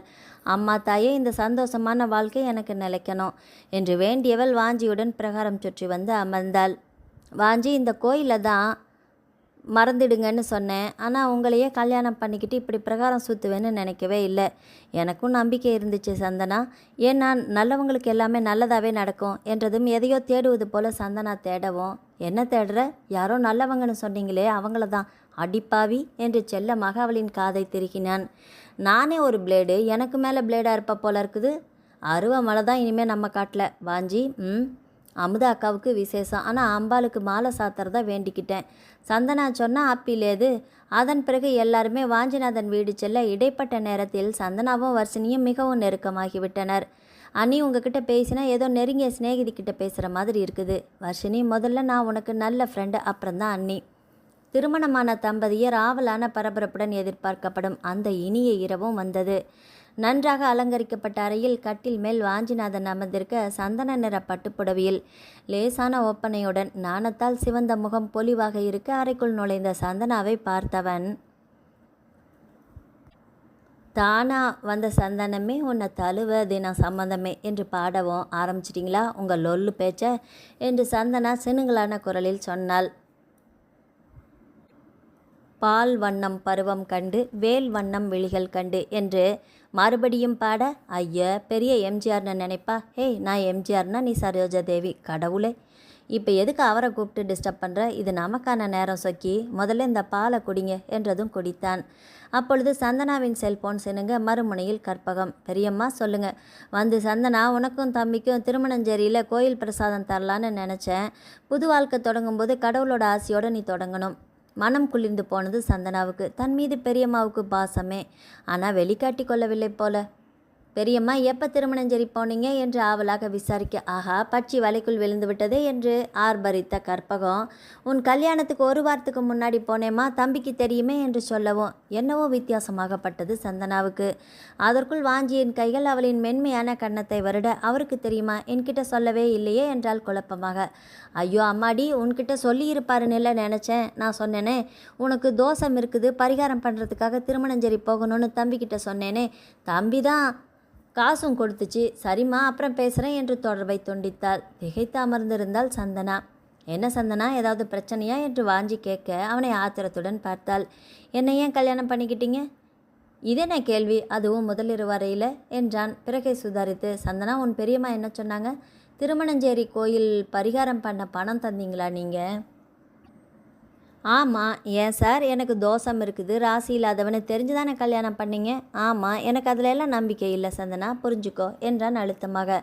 ஆஹா, என்ன அருமையான நடிப்பு. என் தோஷத்தால் ஏதாவது ஆயிடுமோன்னு பயம், அதனால தானே என்கிட்ட சொல்லாமல் எனக்கே தெரியாமல் பெரியம்மாவுக்கு பணம் தந்திருக்கிறீங்க. உங்களுக்கும் முறுத்தல் இருந்திருக்கு இல்லையா? ஏ லூசு, அறவேக்காடு மாதிரி பேசாத. ஆமாம் சாமி, நான் அறவேக்காடு தான். வேணும்னா முழு வேக்காடு உள்ள பொண்ணை கல்யாணம் பண்ணிக்கோங்க என்றது சட்டென்று சிரித்தான். என் வேதனை உங்களுக்கு சிரிப்பாக இருக்குதா என்று தலையணையை எடுத்து வீசவும் அதை லாவகமாக பிடித்தவன், என்னே என் பாக்கியம், முதல் ராத்திரி அதுவுமா பொண்டாட்டி கையால் அடி வாங்குறேன், வடிவேலு கோவை சரலாக்கிட்ட வாங்குற மாதிரி. என்கிட்ட வாராதீங்க என்று வீறிட்டவளே. சந்தனா, கொஞ்சம் பொறுமையாக கேட்குறியா? திருமணஞ்சேரி போனது மட்டும் சொன்னாங்களா, இல்லை வேறு எதுவும் சொன்னாங்களா என்றான் குழப்பத்துடன். வேறு எதுவும் சொல்லலையே, ஏன் கேட்குறீங்க? நல்லது, மாமா கிட்ட நீ பேசு, அப்புறமா நான் பேசுகிறேன் என்றவன் ஃபோன் பண்ணவும் மறுமுனையில் குருநாதன் பேசவும் ரிசீவரை அவளிடம் தந்தான். பேசு என்று சிட் அவுட்டில் நின்றா. என்னம்மா சந்தனா, என்ன விஷயம் என்றதும் கமரலான குரலில் கற்பகம் சொன்னதை சொல்லவும், சந்தனா, கற்பகம் தம்பிக்கிட்ட பணம் கேட்டு வாங்கி பரிகாரம் பண்ணணும்னு சொன்னா, ஆனால் உண்மையிலேயே திருமணஞ்சேரியே போகலை என்றதும் திக் என்று அதிர்ந்தாள். என்ன பெரியப்பா சொல்கிறீங்க? ஆமாம்மா, அவள் போனால் எனக்கு தெரியாமல் இருக்குமா? அது மட்டும் இல்லை, லோகநாதனுக்கு வேலை வாங்கி கொடுத்தது அவர்தான். உன் சம்பளத்தையும் கற்பகத்துக்கிட்ட தரணும்னு சொன்னாரா? ஆமாம் பெரியப்பா என்று நெகிழ்ந்தவளின் மனதில் முன்பு வாஞ்சி சொன்னது நினைவு வந்தது. பெரியம்மாவின் மன விகாரத்துக்கு நாம பலியாக இருந்தோமே. ஒரே கணத்தில் என் அவரை தவறாக நினைத்தேனே. வேதனையில் மனம் சுருண்டது. அம்மாடி, உன் சொத்தை கூட தன் பேரில் எழுதி வாங்கிக்கணும்னு கேட்டிருக்கா. ஆனால் தம்பி அதெல்லாம் சந்தனாவோட விருப்பம், நான் குறுக்க நிற்க மாட்டேன்னு சொல்லிடுச்சு எனவும் என்ன அளவில் வாஞ்சிநாதன் இமயமாக உயர்ந்து நிற்க கடுகு போல சிரித்து போனாள் சந்தனா. நான் அவர் கூட சண்டை போட்டேனே பெரியப்பா, இப்படி ஒரு சிக்கல் வரணும்னு தான் கற்பகமே எதிர்பார்த்தாலே. போடா, போய் தம்பிக்கிட்ட மனசு விட்டு பேசு. ஆனால் என்கிட்ட சொல்லி இருக்கலாமே பெரியப்பா. இதை ஒரு பெரிய விஷயமா தம்பி நினைக்கல, தவிர உனக்கு உறுத்தல் இருக்கக்கூடாதுன்னு நினச்சிருக்கலாம். ஆனால் என்கிட்ட மறைக்கலையம்மா அவர். சந்தனா, ரொம்ப தங்கமான புருஷன், அருமையான மாமனார் மாமியார்னு வரமாக கிடச்சிருக்குது உனக்கு. நீ இங்கே கஷ்டப்பட்டது எல்லாமே போதும். தயவு செஞ்சு இந்த நல்ல அற்புதமான வாழ்க்கையை தக்க வச்சுக்கோ. போமா, போய் தூங்கு என்று தொடர்பை துண்டித்தார். மனதில் நிம்மதி அலையாக பரவிய நேரம் வாஞ்சி தன்னை பற்றி என்ன நினைத்திருப்பானோ என்று கலக்கம் மேலோங்கி நின்றது. சிட் அவுட்டில் அவன் விரைப்பாக நின்றிருக்க மெல்ல அவனிடம் சென்றவள். வாஞ்சி பதிலில்லை, கோபமா பதிலில்லை. மெல்ல அவனை பின்னிருந்து அணைத்து கொண்டாள். கருப்பனுக்கு என் மேலே கோபம் போல. அதற்கும் பதிலில்லை. இங்கே என்ன பண்ணுறீங்க? வேண்டுதல். என்ன வேண்டுதல்? சொக்கி கூட கல்யாணமான முதல் ராத்திரி அன்னைக்கு தூங்காமல் பால்கனியில் உட்காந்து நிலாவையே பார்த்து மந்திரம் சொல்லணும்னு வேண்டுதல். அதான் என்று சொல்லவும் சிரிப்புடன் சிறிது கோபமும் வர மெல்ல அறைக்கு திரும்பியவளை இழுத்து இறுக்கமாக கட்டி கொண்டான். வாஞ்சி, சாரி வாஞ்சி, நான் உங்களை தப்பாக பேசிட்டேன் என்று கண் கலங்கவும் அவளை தள்ளி நிறுத்தியவன். சந்தனா, நமக்கு நடுவில் யாருமே இருக்கக்கூடாது, ஒளிவு மறைவு இருக்கக்கூடாது. உனக்கு என்ன பிரச்சனைனாலும் என்கிட்ட மனசு விட்டு சொல்லு என்றதுமே கண்ணீருடன் நிமிர்ந்தவள் தலையாட்டினாள். பூம் பூம் மாடு மாதிரி தலையாட்டுறத பாரு என்றவன் இப்போ மனசு நிம்மதியாக இருக்கா என்றதும் ஆமாம் என்றாள். அடிப்பாவி, அநியாயமாக ஒரு இனிய ராத்திரியை வீணாக்க பார்த்தியே. வாஞ்சி, நீங்கள் பெரிய ஆள் தான், மாமாவுக்கு வேலை வாங்கி தந்ததை பற்றி சொல்லவே இல்லையே. பேசிய நேரத்தை வீணாக்காத செல்லம் என்று அவளை மேலே பேச விடவில்லை. அந்த இரவு அவளுக்கு மறக்க முடியாத வசந்த இரவாக மாறியது. கணவனின் கையணைப்பில் சுகமாக லயித்திருந்த சந்தனா மெல்ல அவனை நிமிர்ந்து பார்க்க அவளின் நெற்றியில் மென்மையாக முத்தமிட்டான். சந்தனா, 2 நாள் கழிச்சு வருஷ வீட்டுக்கு போகலாமா? நீ எத்தனை நாள் லீவ் போட்டிருக்க? 1 வாரம். போதும், அப்போ ஏற்காடு போகலாமா? அடுத்த நாள் காலையில் விழிப்பு தட்ட மெல்ல எழுந்தவள் குழந்தை போல உறங்கும் அவனை கனிவுடன் பார்த்தாள். மற்ற வேலைகளை முடித்து தலை குளித்து மாம்பழ மஞ்சளில் பட்டர் சில்க் புடவை அணிந்து கொண்டு வந்தாள். திருமண அசதியில் அனைவரும் உறங்க முதலில் வாசல் தெளித்தவள் 21 புள்ளி வைத்து அழகிய பூக்கோலம் ஒன்று போட்டாள். கோலத்தின் நடுவே அழகிய செம்பருத்தி பூ ஒன்று வைத்ததுமே வாசலிலே பூசணி பூ வைத்ததென்ன என்றதும் கணவனை நிமிர்ந்து பார்த்தால் புன்னகைத்து. குட் மார்னிங் என்றதும் காலை வணக்கம் சந்தனா தேவியே என்றான். என்ன காலையிலேயே பாட்டு? படாத பாடுபடுது உங்ககிட்ட. எப்படியோ ஐயாவோட பாட்டு சூழ்நிலைக்கு ஏற்ற மாதிரி டைமிங்காக இல்லை. எல்லாம் சரி, வாசலில் பூசணி பூ வைக்கல, செம்பருத்தி பூ தான் வச்சுருக்கேன். கண்ணு தெரியலையா? கரெக்டு, நேற்று வர கண்ணு தெரிஞ்சது தான், ஆனால் கல்யாணம் ஆனதும் என்று சிரிக்கவும். காலையிலேயே வம்பா? சரி, ஒரு ஹைக்கூ சொல்லவா? சொல்லு. ஒரு பூவே பூக்கோளம் போடுதே என்றதுமே சிரிக்காமல் அவனை பார்த்தாள். பசிக்குது வாஞ்சி, இருங்க காப்பி போடுறேன். அடிப்பாவி, கவிதைன்னு சொன்னேன். என்னது கவிதை சொன்னீங்களா? எப்போ? நான் என்னவோ பசி மயக்கத்தில் உளறீங்களோன்னு நினச்சேனே. சிரித்ததும் நேரந்தாண்டி. சும்மா கேலி பண்ணேன், காப்பி சாப்பிடலாம் வாங்க என்றது பின்னாலேயே சென்றான். காப்பி போட்டு கொடுத்ததும், ஏய் காப்பி கேட்டால் வெந்நீர் தர்ற, பழிக்கு பழியா. அதற்குள் சுந்தரி எழுந்து வர காப்பியை அவளிடம் கொடுத்தாள். அம்மாடி புது பொண்ணு, நீ போய் எனக்கு போட்டு தரிய. நம்ம வீட்டில் யார் செஞ்சா என்னத்த, மாமா எழுந்துட்டாங்களா? இப்போ தான் எழுந்தாங்க என்றதுமே, அம்மா என்ன வாஞ்சி, எப்பம்மா மாமியார் மருமகள் சண்டை போட்டுக்குவீங்க? போடா பக்ரி என்றவள், சந்தனா இவங்கிட்ட ஜாக்கிரதையாக இருக்கணும். ஏன் வாஞ்சி வாக்கிங் போகலையா? சந்தனாவையும் அழைச்சிட்டு போயிட்டு வரலான்னு பார்க்குறேன். இல்லை டிஃபன் வேலையை பார்க்குறேன். சந்தனா நான் பார்த்துக்கிறேன், நீ போயிட்டு வா. அப்புறம் வர்ஷினி வர சொன்னாலே, எப்போ போகிறீங்க? நாளைக்கு, அடுத்த நாள் போகிறோமா? சரி, நான் மாமாவுக்கு காப்பி எடுத்துகிட்டு போகிறேன் என்றவள் ஹாலில் இருந்த பக்தவச்சத்தலிடம் காப்பியும் பேப்பரும் கொண்டு போய் கொடுக்க, சுந்தரி என்னங்க நீயும் தான் இத்தனை நாள் இருந்தியே, என் மருமகளை பாரு, காலையிலேயே காப்பியோட பேப்பரும் படிப்பேன்னு தெரிஞ்சு வச்சுக்கிட்டு கொண்டு வந்து தரா. பாராட்ட, அம்மா பாருமா அப்பாவை உங்களை எப்படி மட்டம் தட்டி பேசுகிறாருன்னு. அடே நாரத பகவானே, காலையில் இருந்து கலகம் முட்டிக்கிட்டே இருக்கிற என்றதும் சிரித்தான். நடைப்பயிற்சி முடிந்ததுமே, வாஞ்சி நடக்கிறது நல்ல பிரிஸ்காக இருக்குது, அதுவும் என்ன மாதிரி அழகான ஆண்மகனோடு என்றதுமே, நிச்சயமா அடிப்பாவி, கல்யாணம் ஆனதுமே நிறைய பொய் சொல்கிறியே, ஏன் என் கருப்பனுக்கு என்ன குறைச்சலாம் என்றவள், சாரிப்பா இனிமேல் இப்படி கூப்பிட மாட்டேன். அப்படியே கூப்பிடு பேபி, அதான் கிக்காக இருக்குது. சரி, அங்கேயெல்லாம் நடக்கிறதே இல்லையா என்றான் கனிவுடன். இல்லை வாஞ்சி, காலையிலேயே எந்திரிச்சேன்னா வேலையே சரியாக இருக்கும். அவசரமாக சமையல் முடித்து எல்லா வேலையும் முடிச்சுட்டு ஸ்கூல் போக தான் நேரமாகவே இருக்கும். சமயத்தில் டிஃபன் கூட சாப்பிட முடியாது தெரியும்டா. எப்படி என்றான் வியப்புடன். உன்னை முதல் நாள் பார்த்தேன் இல்லையா, அப்போ உங்கள் பெரியப்பா டிஃபன் பாக்ஸ் எடுத்துகிட்டு வந்தாரே என்றவன். இவ்வளவு கஷ்டத்தில் ஏன் சந்தனா ஸ்கூல் போன, வீட்டிலையே இருந்திருக்கலாமே. ஐயோ, வீட்டில் இருந்தால் நிறைய வேலை செய்ய சொல்லியிருப்பாங்க பெரியம்மா. தவிர என் வேலையே ரொம்ப நேசிக்கிறேன் வாஞ்சி. ஒரு உன்னதமான பணி செய்கிறோங்கிற மன நிறைவு. எவ்வளோ கஷ்டமாக இருந்தால் கூட ஸ்கூலில் பசங்களோட முகத்தை பார்த்தாலே மனசு லேசாயிடும். வீட்டில் இருந்திருந்தால் பைத்தியமே பிடிச்சிருக்கோம். ஐ லவ் மை ஜாப் என்றால் சிரிப்புடன். பைத்தியம்னு சொன்னதும் ஒரு ஜோக் ஞாபகம் வருது. இப்போ நான் கேட்குற கேள்விக்கு தெரியும் தெரியாதுன்னு மட்டும் பதில் சொல்லணும், சரியா? சொல்லுங்கள். நீ ஒரு பைத்தியம்ங்கிற விஷயம் உங்கள் வீட்டில் இருக்கிறவங்களுக்கு தெரியுமா தெரியாதா என்றது முதலில் விழித்தவள் பிறகு அர்த்தம் புரிந்து சுதாரித்து அவனை முறைத்தாள். ஏய், இந்த இஞ்சி தின்ன குரங்கு மாதிரியெல்லாம் மொழிக்காத, மரியாதையாக பதில் சொல்லு, தெரியுமா தெரியாதா என்று சீண்டவும், போங்க உங்கள் கூட பேசவே மாட்டேன் என்றவளே, ஆனால் நான் ஒத்துக்கிறேன்பா என்றதும், என்னது நான் பைத்தியம்னா? இல்லை, நான் தான் சந்தனா என்ற தேவதை மேலே பைத்தியமாயிட்டேன். யூ நாட்டி. வாஞ்சி, ரோட்டில் நடந்து போகும்போது ஐஸ் வச்சிட்டிங்களே, இதுவே வீடாக இருந்தால் கமான் சொல்லு, வாயில் சக்கரை கொட்டியிருப்பேன். போ, இவ்வளவு தானா? நான் கூட என்னென்னவோ நினச்சேன் என்று சோகமாக சொல்ல, ஆசை தோசை என்று மனம் விட்டு அவனோடு சிரித்தவளுக்கு அப்போது தெரியவில்லை. அதே சிரிப்பு அவளின் வாழ்வை சிரிப்பாக சிரிக்க வைக்கும் என்று. காலமும் அது காட்டும் கண்ணாமூச்சியும் இன்று வரை மனிதனால் அறிய முடிகிறதா என்ன? நாட்கள் தேனில் ஊறிய பலாச்சொலையாக இனிமையாக நகர கணவனின் முழு அன்பில் திளைத்தாள் சந்தனா. ஒவ்வொரு விடியலும் இனிமையாக, ஒவ்வொரு இரவும் அர்த்தமுள்ளதாக அவளின் வாழ்க்கை புத்தகத்தில் மகிழ்ச்சி என்ற பக்கங்களே நிரம்பியிருந்தது. மைகாட் சொக்கி, கல்யாணமானாதான் வாழ்க்கையே நிறைவடைஞ்ச மாதிரி இருக்குதில்லை என்று சிலாகித்தவனை ஆசையுடன் பார்த்தாள். டே சந்தனா, அப்படி பார்க்காத, நான் ஃப்ளாட் ஆயிடுவேன்.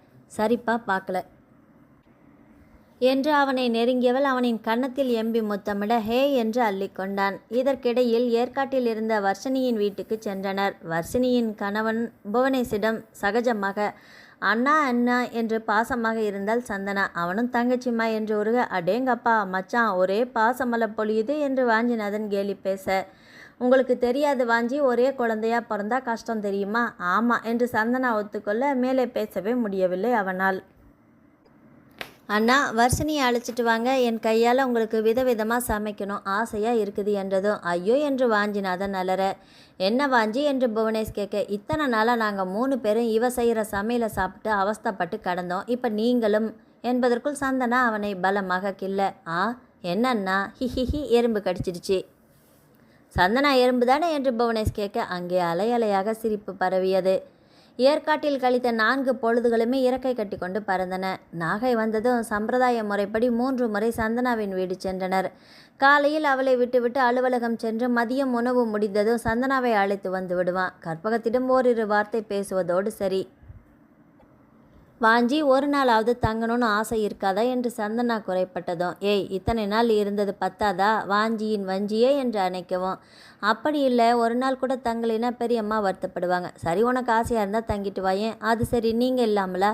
டேய் சொக்கி, எனக்கு சங்கடமாக இருக்குடா, கொஞ்ச நாள் போகட்டும். இதே அமுதா அண்ணி வீட்டில் போய் எத்தனை நாள் வேணாலும் தங்கிட்டு வரலாம்.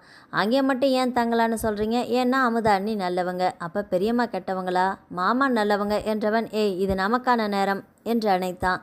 ஆனால் சந்தனாவின் மனம் மட்டும் எளிதில் சமாதானம் அடையவில்லை. போக போக தன் அருமை கணவன் புரிந்து கொள்வான் என்று நம்பினாள். ஆனால் அப்படி எளிதில் மாறக்கூடியவளா கற்பகம்? சந்தனா மேல் இருந்த பொறாமையும் காழ்ப்புணர்ச்சியும் அதிகமானதை தவிர குறையவில்லை. எப்பொழுது சாதகமான சந்தர்ப்பம் வரும் என்று இளம் ஜோடிகளை இணைய விடாமல் பிரிக்கலாம் என்று கழுகு போல காத்திருந்தாள். அன்று முதல் மாத சம்பளம் வாங்கியதும் வாஞ்சியுடன் கடைக்கு சென்றவள் பூ, பழம், இனிப்பு, கற்பகம் குருநாதனுக்கு உடைகள் வாங்கினாள். சம்பள பணம் மற்றும் எல்லாவற்றையுமே ஒரு தட்டில் வைத்து கொடுக்கவும் முதல் வேலையாக பணத்தை எடுத்துக்கொண்டாள்.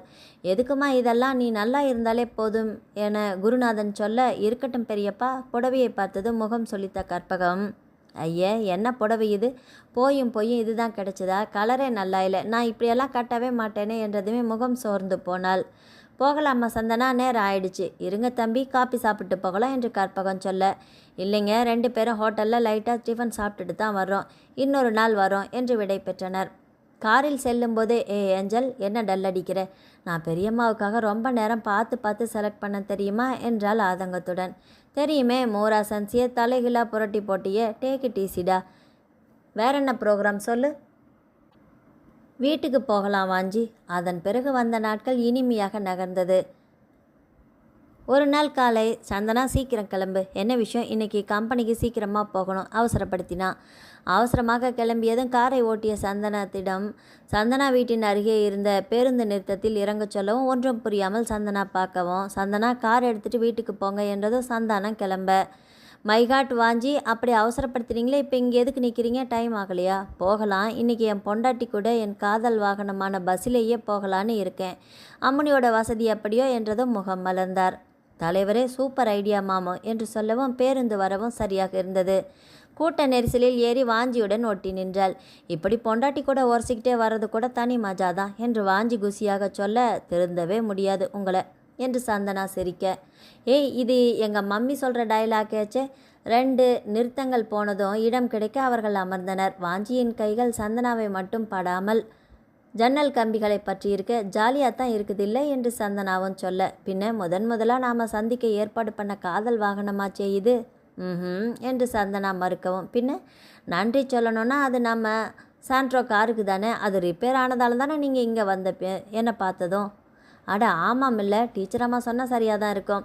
அப்பொழுது வயதான தம்பதி இருவர் தட்டு தடுமாறி பஸ்ஸில் ஏற, பேருந்தில் இடம் கிடைக்காமல் அவதியுடன் நிற்க, சந்தனா எழுந்திருக்கலாம் வாஞ்சி என்றதுமே வெரி குட் என்று பாராட்டவும், வைஸ் பீப்புள் திங்க் அலைக் என்றான்.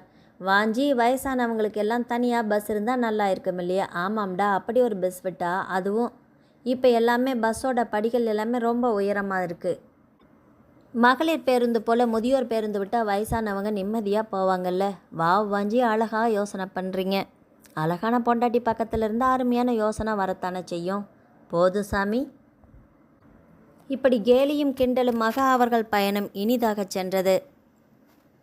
அஞ்சலை சுத்தம் செய்து தந்த மீனை மசாலா வகைகள் அம்மியில் அரைத்து கொடுத்து விட்டு செல்ல, மெல்ல இளையராஜாவின் மெல்லிசை பாடலை கேட்டபடியே நெத்திலி மீன் குழம்பும், இறால் பிரியாணியும், ஈரல் வறுவலும், கோலா உருண்டை குழம்பும், வஞ்சிர மீன் வறுவலும், ரசமும் செய்தாள். ஃபிங்கர் ஃபிஷ் செய்யலாம் என்று கடலை மாவை கரைத்து கொண்டிருந்த போது வாசலில் கேட்ட சத்தம் அவளின் கவனத்தை ஈர்ப்பதாக, தாயி கிளி ஜோசியம் பார்க்கலீங்களா? ஜோசியம் என்று குரல் கேட்கவும் அடுப்பை அணைத்தவள் வேகமாக வெளியே சென்றாள்.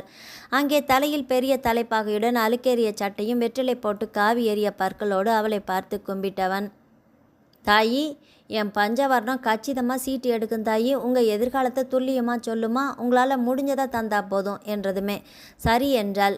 வெளியே வராண்டாவில் அமர்ந்தவன் பஞ்சவர்ணம், அம்மா மகராசி, இந்த வீட்டு மகாலட்சுமிக்கு உன் பொன்னான கையால் சீட்டெடுத்து போடுமா தாயே என்று கூண்டை திறக்கவும் வெளியே வந்த கிளி படபடவென்று தன் நறுக்கப்பட்ட சிறகை அடித்து கொண்டது.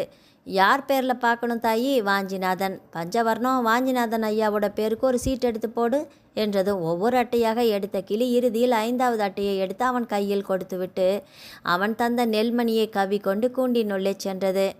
அட்டையை பார்த்தவன், அடடா, அந்த ராமனே அட்டையில் வந்திருக்கிறாரு, ராஜயோகம் காத்திருக்குது என்றதும் முகம் மலர்ந்தாள். ஆனா என்று அவன் இழுக்கவும் என்ன என்ற அச்சத்துடன் வினவினாள். திருமண கோலத்தில் இல்லாமல் துறவு கோலத்திலெல்லாம் இருக்கிறாரு, மறைமுகமாக வனவாசத்தை குறிக்குது, அதாவது மனைவியை பிரிஞ்சு இருக்கிறது எனவும். ஐயோ, அப்போ என் பேருக்கு ஒரு சீட் எடுங்க சந்தனா எனவும் மறுபடியும் கிளி அட்டையை எடுத்து கொடுக்க படம் எடுக்கும் 5 தலை நாகம் வந்தது. சந்தனா பயத்துடன் பார்க்கும்போது, என்னம்மா சோதனை இது, சீட்டே சரியாக வரலையே 2 பேருக்கும், என்ன சொல்கிறீங்க? நாகப்பாம்பு படம் எடுக்கிற மாதிரி சீட்டு வந்திருக்குதுமா, உங்களுக்கு நாகதோஷம் இருக்கும் போல், சரி பண்ண முடியுமா? செய்யலாமா, நாகசாந்தி பூஜை பண்ணலாம். அப்படியா? அப்போ செய்யலாமே. கண்மூடித்தனமாக பழக்க வழக்கங்கள் மூட நம்பிக்கைகளால் சந்தனாவின் அறிவானது எதையுமே பகுத்தாராய மறுத்தது. பல சிந்தனைகள் மூளையை மழுங்கச் செய்ய எதிரில் இருப்பவனே தன் சிரமங்களை தீர்க்க வைக்கும் ஜெகதரட்சகன் போல, ஆபத் பாந்தவன் போல காட்சியளித்தான். அம்மா, கொஞ்சம் செலவாகும் பரவாயில்லையா? எவ்வளவு செலவானாலும் பரவாயில்ல, எனக்கும் அவருக்கும் தோஷம் நீங்கினா சரி. அப்போ சரிம்மா, நாளைக்கு தேவையான பொருள் எல்லாம் எடுத்துகிட்டு வரேன். ஒரு 500 ரூபாய் செலவாகும், ஆனால் கண்டிப்பாக பரிகாரம் பண்ணிட்டா நல்லது நடக்கும். தாயி, தாகமாக இருக்குது, ஒரு டீ தண்ணி இல்லைன்னா காப்பி தண்ணி கிடைக்குமா என்று கிருகிருன்னு வருது. சாப்பாடே இருக்குது, கொண்டு வரேன் என்று அவள் உள்ளே திரும்பவும் வாஞ்சியின் கார் உள்ளே வரவும் சரியாக இருந்தது. அமர்ந்திருந்த புதியவனை ஒரு புருவ நெறிப்புடன் பார்த்தவன், யார் இது? என்னங்க, இந்த ஜோசியர் ரொம்ப கரெக்டாக சொல்கிறாரு தெரியுமா? அப்படியா? என்ன சொன்னான்? வந்து நம்ம 2 பேருக்கும் ஏதோ தோஷம் இருக்குதான், அதுக்கு பரிகாரம் என்று பேசிக்கொண்டே வந்தவள் அவனின் இறுகிய முகம் கண்டு குழப்பமடைந்தாள். நொடியில் முகத்தை இயல்பாக்கி கொண்டவன், சந்தனா, அவருக்கு ஏதாவது சாப்பிட கொடுத்தியா? இப்போ தான் சாப்பாடு எடுத்துகிட்டு வர போனேன், அதுக்குள்ளே நீங்களும் வந்துட்டீங்க. சரி சரி, நீ போய் நிதானமாக எடுத்துகிட்டு வா, நான் இவர்கிட்ட எல்லா விவரமும் கேட்டுக்கிறேன் என்று முன்னால் போட்ட ஊஞ்சலில் அமர்ந்தான். ஐயாவுக்கு எந்த ஊர்? கருவிசாமி. மரியாதையாக போடுறத வாங்கிட்டு ஓடிய போயிடு, இந்த பக்கம் திரும்பக்கூடாது என்று உரிமையவன், எத்தனை பேரிட இப்படி கிளம்பி இருக்கிறீங்க? இனி இந்த ஏரியா பக்கம் பார்த்தேன்னா அடி பின்னி எடுத்துருவேன், புரியுதா என்று எனவும் மிரண்டு போனான் கிளி ஜோசியக்காரன். சந்தனா வரும் அரவம் கேட்கவும் வெறுமனே செல்லை காதில் வைத்தவன், டே கோபி, நல்லா இருக்கிறியா? ஏண்டா கல்யாணத்துக்கு வரல? என்னது, இங்கேயே ட்ரான்ஸ்ஃபர் ஆகிடுச்சா? வெரி குட், அப்போ உடனே வீட்டுக்கு வாடா. சரி, நேரில் பேசிக்கலாம். யாருங்க? ஓரக்கண்ணால் ஜோசியக்காரனை பார்த்தவன், என் சிநேகிதன் கோபிநாத். சந்தனா எஸ்ஐ, அதுதான் போலீஸ்காரனாக இருக்கிறான்ல, இப்போ வர்றான் சொன்னான் என்றதுமே ஜோசியக்காரனின் முகம் வெளிரியது. சந்தனா, அவருக்கு சாப்பாடு போட்டு அனுப்பு என்றவன் கையில் இருந்த 10 ரூபாயும் தந்தான். நாளைக்கு வர்றேன்னு சொல்லி இருக்கிறாரு, அதுக்கு என்ன, வரட்டுமே என்றதும் வர்றேம்மா என்று வேகமாக கிளம்பி சென்றவனை பார்த்துவிட்டு உள்ளே சென்றான். உள்ளே சென்றதும் அவனுக்கு தண்ணீர் கொண்டு வந்தவள், தண்ணி குடிங்க எனவும், எனக்கு வேணாம். சரி, சாப்பிட்லாம், அது ஒன்று தான் குறைச்சல். என்ன சாரோட பேச்சை ஒரு தினுசாக இருக்குது, நான் நல்லா தான் சமைச்சிருக்கிறேன், நாம் சாப்பிட்லாம் வாங்க என்றதுமே தலையில் அடித்து கொண்டவன், எருமை, அந்த தண்ணியில் ஒரு எலுமிச்சம்பழத்தை புழிஞ்சு கொஞ்சம் குடி, இந்த ஜோசியம் பைத்தியம் எல்லாமே சரியாகுதான்னு பார்க்கலாம். என்ன சொல்கிறீங்க? சொல்கிறாங்க, சொரைக்காய்க்கு உப்பு இல்லைன்னு. ஏன் சந்தனா இப்படி வெகுளியாக இருக்கிற? இந்த ஜோசியம் எல்லாமே நம்பாத, சுத்த ஹம்பக், மூளையை மழுங்கடிக்கிற வேலை இது. உன்னை நம்பு, உன் திறமையை நம்பு, எல்லாத்துக்கும் மேலே கடவுளை நம்புடா. வாஞ்சி, என்ன சொல்கிறீங்க? இவன் எல்லாமே டுபாக்கூர் கேஸுடா, யார் இழிச்சவாயாக தெரியுறாங்களோ, அதுவும் குறிப்பாக பொம்பளைங்களை குழப்பி விட்டுடுவானுங்க. பெண்களுக்கு மென்மையான மனசு இல்லையா? அப்படியும் நம்பாமல் அவனை பார்க்கவும், நம்புடா சந்தனா, உழைச்சி சாப்பிடாம ஊரை ஏமாத்துகிற வேலை, அடுத்த வேலை சாப்பாட்டுக்கே லாட்ரி அடிக்கிறவன். ஆனால் வாஞ்சி, கிளி கரெக்டாக சீட்டு எடுத்து தந்துச்சு, அங்கே தானே இருக்குது விஷயமே. அவன் நினைக்கிற சீட்டை எடுக்கிறதுக்காக நெல்மணியை கையில் வச்சுருப்பான், நாம் கிளியை தான் கவனிப்போம். கிளிக்கும் அவனுக்கும் சங்கேத மொழி இருக்கும். என்று வாய் பிளந்தபடி பார்த்தவளிடம் அவன் நெல்மணியை தரையில் தட்டவும் உடனே கிளி புரிஞ்சுக்கிட்டு வாயில் இருக்கிற சீட்டை அவன்கிட்ட தரும். புரிஞ்சுதா? இதையெல்லாம் நம்பிக்கிட்டு, என்ன சந்தனா நீ, கொஞ்சம் மூளைக்கும் வேலை கூட என்று அழுத்து கொண்டான். திகைப்புடன் அமர்ந்தவளின் மூளை ஆழமாக யோசிக்க தன் கணவனின் பேச்சு எத்தனை உண்மை என்று புரிந்தது. மெல்ல கண்களில் நீர் திரையிட அவனை பார்த்தவள், ஆமா வாஞ்சி, நீங்கள் சொல்கிறதும் சரிதான், என்னை மன்னிச்சிடுங்க, சாரி என்றாள். தட்ஸ் குட் மை கேர்ள் என்றவன் இங்கே வா என்று கையை விரிக்கவும் அவனின் பரந்த மார்பில் தஞ்சமடைந்தாள். நாட்கள் செல்ல செல்ல ஏற்காட்டிலிருந்து சுந்தரியும் பக்தவச்சலம் திரும்பினர். சுந்தரி வர்ஷினி விசேஷமாக இருப்பதை சந்தனாவிடம் கூறி மகிழ்ந்தார். எல்லாமே என் மருமகள் வந்த ராசிதான் என்று பூரித்து சொல்லவும் முதல் முறையாக சந்தனாவின் மனம் அந்த தாயின் பாராட்டால் உச்சி குளிர்ந்து போயிற்று. தனக்கும் அதிர்ஷ்டம் இருக்கும் போல, இல்லை என்றால் வாஞ்சி போன்ற அருமையான கணவன் கிடைப்பானா என்று உவகையடைந்தாள். அன்று பள்ளிக்கு சென்றவள் மதிய உணவு முடிந்ததும் வாஞ்சியை செல்லில் அழைக்க அது சுவிட்ச் ஆஃப் செய்யப்பட்டிருந்தது. ஏன் செல்ல எடுக்கல, ஒருவேளை மீட்டிங்கில் இருப்பாரோ என்று யோசித்தவள் பிறகு மறந்தே போனாள். மாலை பள்ளி முடிந்தது. வெகு நேரம் வாஞ்சிநேதன் வராமல் போகவும் வீட்டிற்கு தொடர்பு கொண்டாள். சுந்தரி தான் எடுத்தாள். அத்தா, அவர் இன்னும் வரலையே, ஃபோனும் பண்ணலையே. தெரியலம்மா, மாமாவுக்கு ஃபோன் பண்ணால் உடனே கிளம்பி போயிருக்கிறாரு, ஆஃபீஸில் ஏதாவது பிரச்சனையாக இருக்கும் என்றதும் பயந்து போனாள். சந்தனா, ரொம்ப லேட்டான ஆட்டோ பிடிச்சிட்டு வீடு வரியா? சரிங்க அத்தை என்று அவளின் இதய துடிப்பு எகிரியது. தொண்டையில் மீன் முள் அவஸ்தையாக ஒரு உணர்வு. உடனே தாமதிக்காமல் ஆட்டோ பிடித்து அவன் கம்பெனிக்கு செல்லும்போது ஒரே பரபரப்பாக இருந்தது. வாட்ச்மேனுடன் பதட்டத்துடன் கேட்க, அம்மா தீ விபத்து என்றதும், ஐயோ அவர் எப்படி இருக்கிறாரு என்றவள் அவன் பதிலை எதிர்பார்க்காமல் ஓட, தீயணைப்பு துறையினர் மும்மரமாக தீயை அணைக்கும் முயற்சியில் ஈடுபட்டிருந்தனர். ஐயோ, வாஞ்சிக்கு ஒன்றும் ஆகக்கூடாதே, அம்மா நீலாயுதாட்சி, நீதாம்மா துணை எனக்கு என்று மனதில் வேண்டிக் கொண்டே உள்ளே ஓடினாள். அங்கே பக்தவச்சலத்துடன் வாஞ்சி சீரியஸாக பேசி கொண்டிருந்தான். அவளை பார்த்ததும், இங்கே ஏன் வந்த சந்தனா என்று உரக்க கேட்கவும், வாமா மருமகளே, உங்கள் அத்தை சொன்னாலா? ஆமாம் மாமா என்று உதடுகள் சொன்னாலுமே கண்கள் மட்டும் பொம்மையைப் போல வாஞ்சியையே பார்த்து கொண்டிருந்தது. லேசாக முகம் சோர்ந்து போயிருக்க அவன் அணிந்திருந்த வெளிர் நீல சட்டையிலும் முகத்திலும் கரி படிந்திருந்தது. ஒவ்வொருவராக விடைபெற, வாஞ்சி நான் முன்னாடி போகிறேன், நீ சந்தனாவை கூட்டிகிட்டு வா என்று கிளம்பவும், சரிப்பா. அவர் கதவை சாத்திவிட்டு வெளியே சென்றதும் தாயை கண்ட குழந்தை போல அவனிடம் ஓடியவள் அவனை காற்று கூட புக முடியாதபடி கட்டி கொண்டாள். ஏய் என்னடா, அச்சச்சோ என் மேலே எல்லாம் கரியாக இருக்குது என்று அவளை விளக்கம் பார்த்தான்.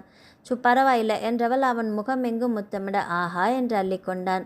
இப்போ தான் ஃப்ரெஷ்ஷாக இருக்குது. சரி, எப்படி தெரியும்? மதியத்திலேருந்து ஃபோன் பண்ணால் எடுக்கவே இல்லை, பயமாக போச்சு. அத்தையை கேட்டப்போ சொன்னாங்க, உடனே ஓடி வந்தேன். அம்மா கிட்ட சொல்லலையே, அம்மா ஏதோ பிரச்சனைன்னு தான் சொன்னாங்க, வந்து பார்த்தா தானே தெரியுது என்றவள். ஏன் என்கிட்ட சொல்லலை? தேவையில்லாமல் ஸ்கூலில் இருக்கிற உன்னை வேற அழக்கழிக்கக்கூடாதுன்னு தான், அதனால தான் அம்மா கிட்டேயும் சொல்லலை. அப்பா பாதமாக எடுத்து சொல்வார். ரொம்ப பயந்துட்டேன் வாஞ்சி. அதுக்கு என்ன, டென்ஷன் குறைஞ்சிட்டா போச்சு என்றவன், இரு முகம் கழுவிட்டு வரேன் என்று பாத்ரூம் சென்றவன் சிறிது நேரம் கழித்து வந்தான். அதற்குள் எல்லாவற்றையும் பார்த்தவள் வேறு உடை அணிந்து வரவும், எது ட்ரெஸ்ஸு? அப்பாவை எடுத்துகிட்டு வர சொன்னேன். அந்த கறி படிஞ்ச ட்ரெஸ்ஸை தூக்கி போடணும். ஏன் சந்தனா, வந்து நெருப்பு பட்ட ட்ரெஸ்ஸை போடக்கூடாதுன்னு சொல்லுவாங்க. எனக்காக வாஞ்சி ப்ளீஸ் எனவும் ஆரம்பிச்சிட்டாடா. சரி போடலை, நீயும் போய் முகம் கழுவிட்டு வா. அவள் வந்ததும் காப்பி வரவழைத்து கொடுத்தான். வாஞ்சி, எப்படி ஆச்சு இது?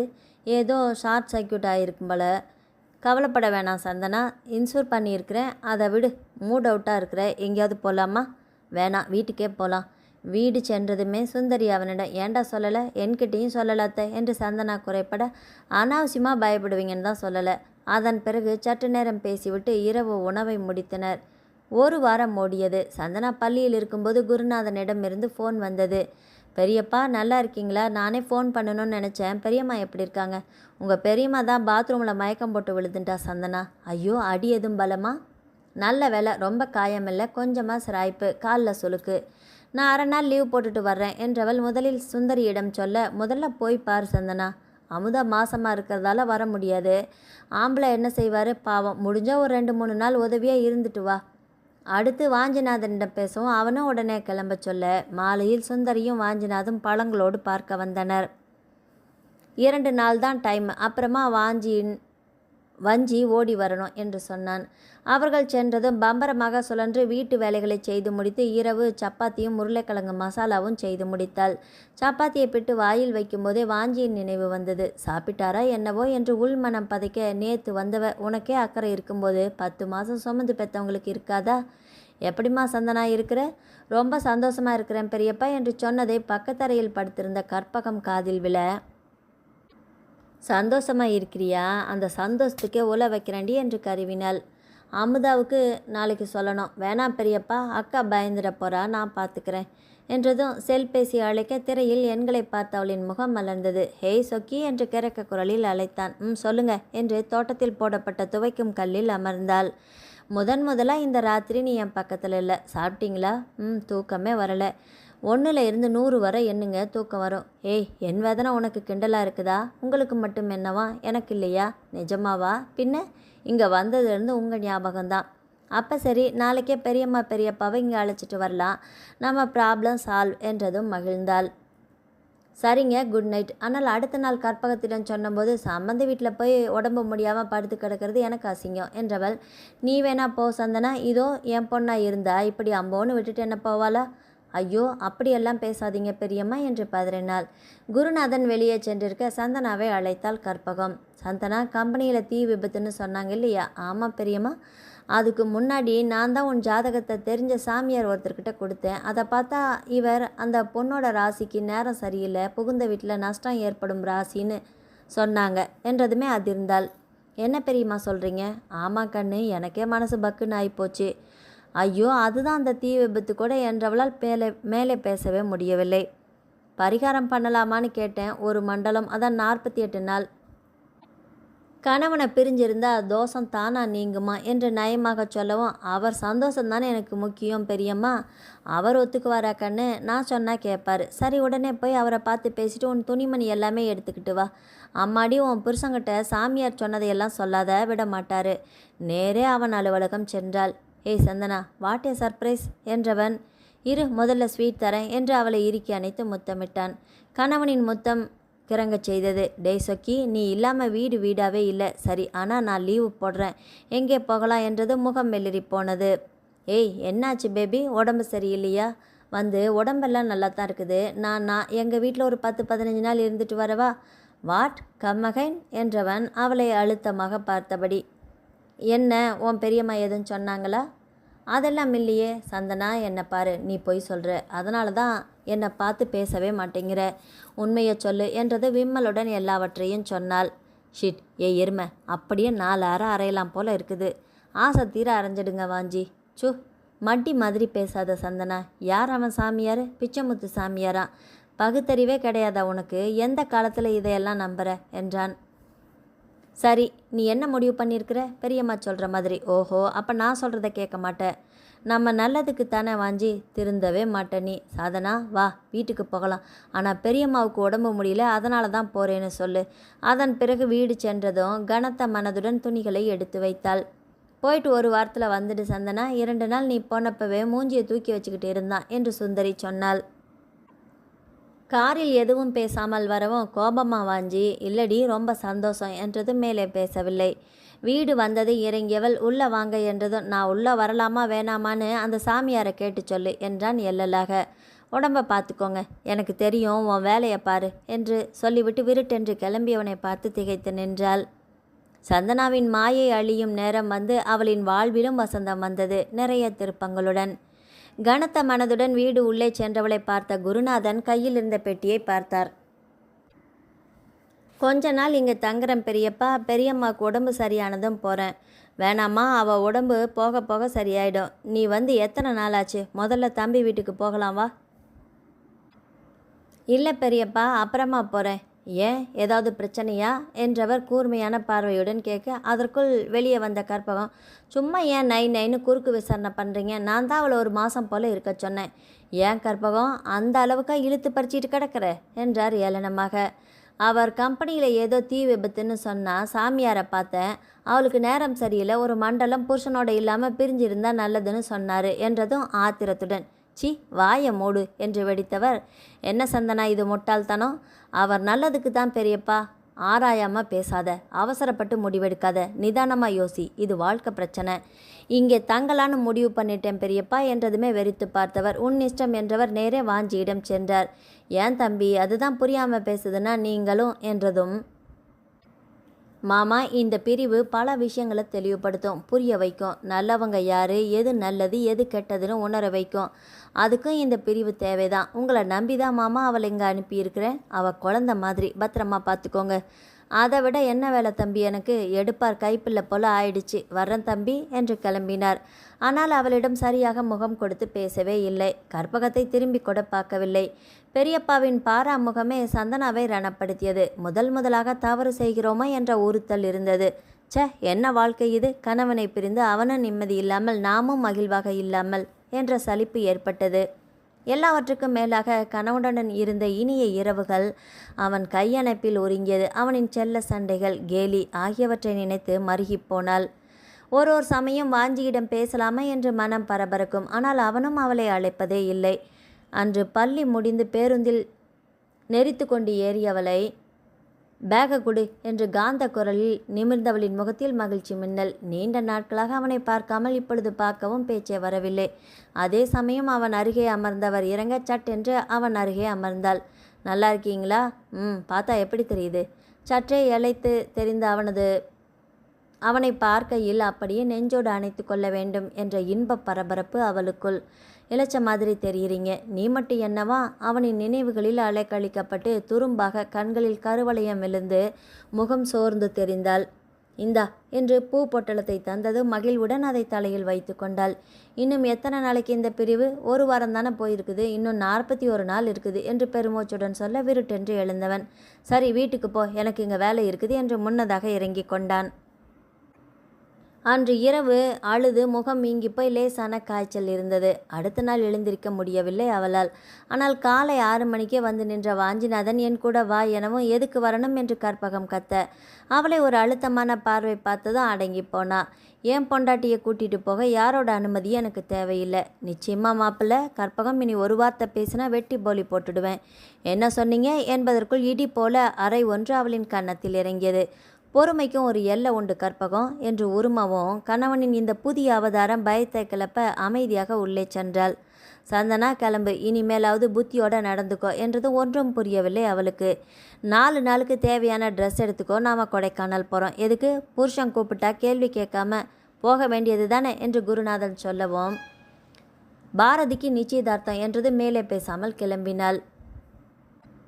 வழி நெடுக அமைதியாக காரை ஓட்டினான். மலையின் மீது ஏறவும் குளிரில் உடம்பு நடுங்க அவன் ஜெர்கினை அவள் மீது போத்தினான். அழகிய காட்டேஜ் ஒன்றை புக் பண்ணியவன் அறைக்குள் சென்றதும், எப்போ பாரதியோட நிச்சயதார்த்தம்? அடுத்த வாரம் என்றான் சிரிப்புடன். என்னது என்று திகைத்தவள் அவன் சிரிப்பதை பார்த்து, ஓஹோ இதெல்லாம் உங்கள் நாடகம்தானா? என்ன வாஞ்சி விளையாட்டியது என்று சீரவும், இங்கே வா. மாட்டேன்.